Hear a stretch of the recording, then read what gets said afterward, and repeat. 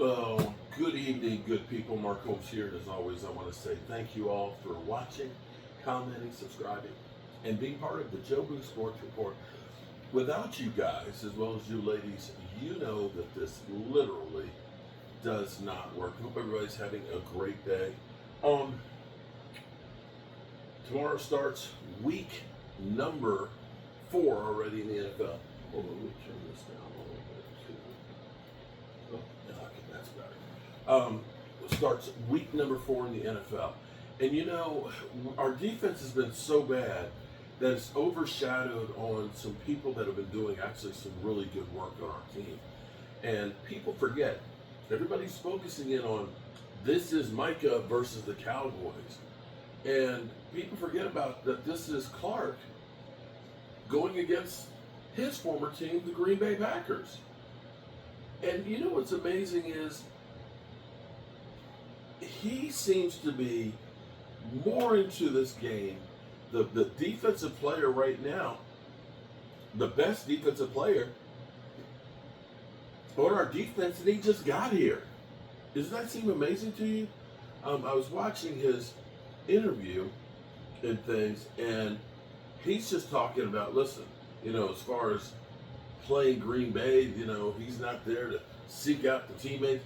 They want to come over and say hello or everything else. I'm trying to win a game.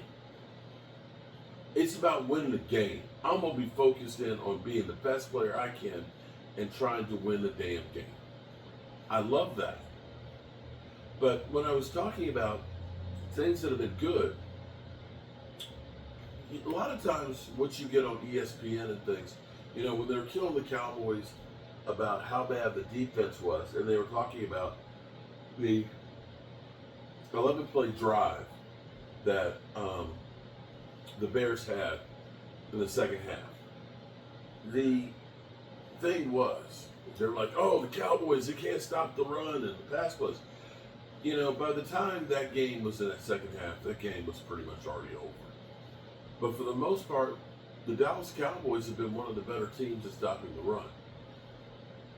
We have actually been better at stopping the run now than we have in forever.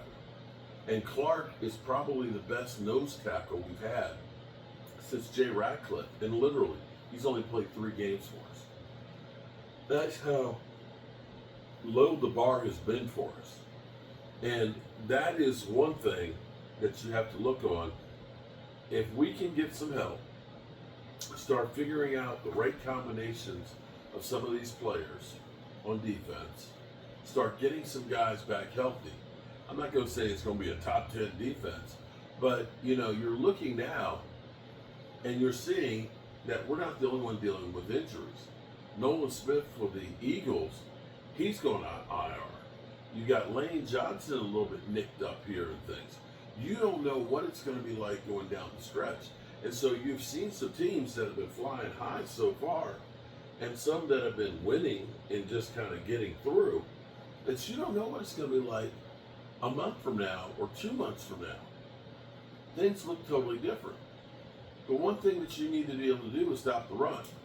Now, I don't know if we'll ever be able to stop the pass, but at least we can look at that and say, okay, we're not too bad there. The second thing you have to look at is Javonte Williams is averaging 5.3 yards a carry.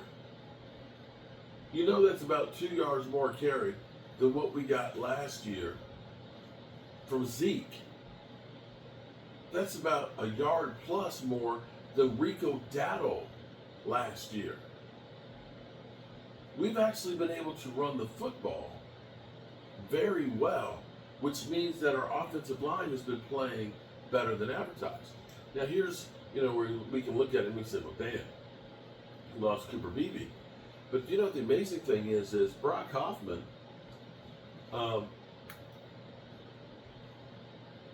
who doesn't have that many starts underneath of him, in his last 5 starts has averaged out at 65%.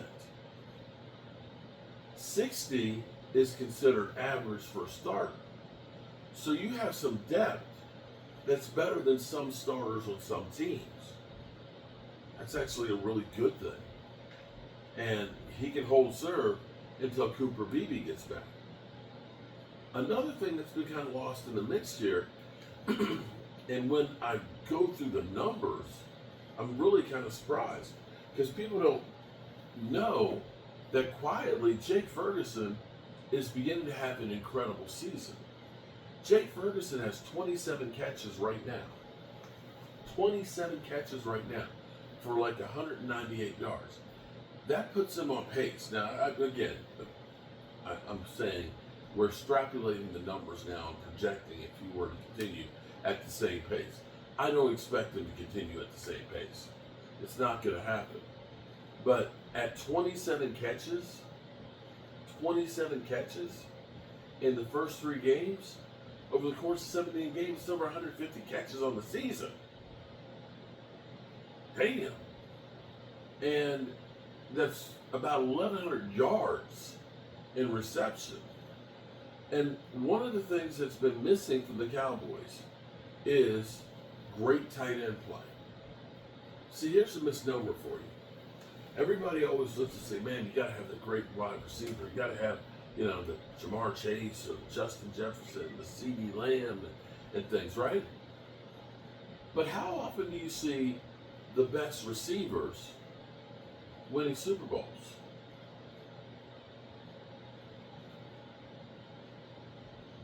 I think Justin Jefferson's been part of one playoff win.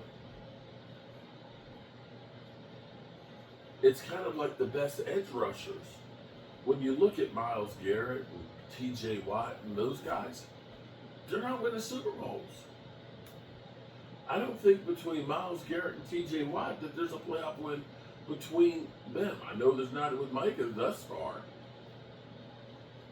But here's where it gets to be interesting is, almost to a man, every Super Bowl contending team, the Super Bowl winners, always have a great tight end. So, you got a tight end that's balling. You got a quarterback who can sling the rock. You've got an offensive line that's not great, but they're not bad either. You got a little bit of depth as has been shown with Brock Hoffman. You've got a running game, and you've got a stud defensive tackle. That's a lot to start with right there.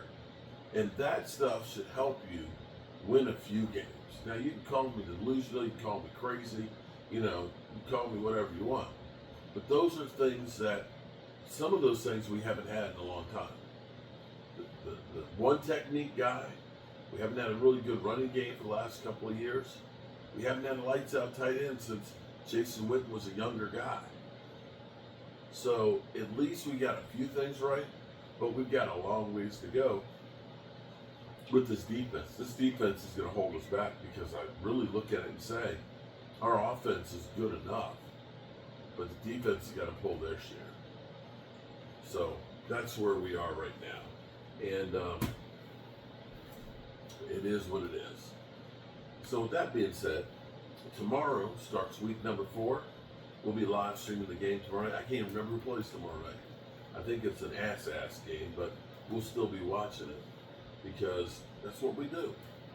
And then comes Sunday night, Green Bay and Dallas. We'll find out. Was Green Bay overrated after the first 2 weeks, or is Green Bay just another team? We'll have to wait and see. Remember, good people, tell the people you love how much you love them, because you might not get the chance again. And I love you guys. And hopefully tomorrow we'll all see each other.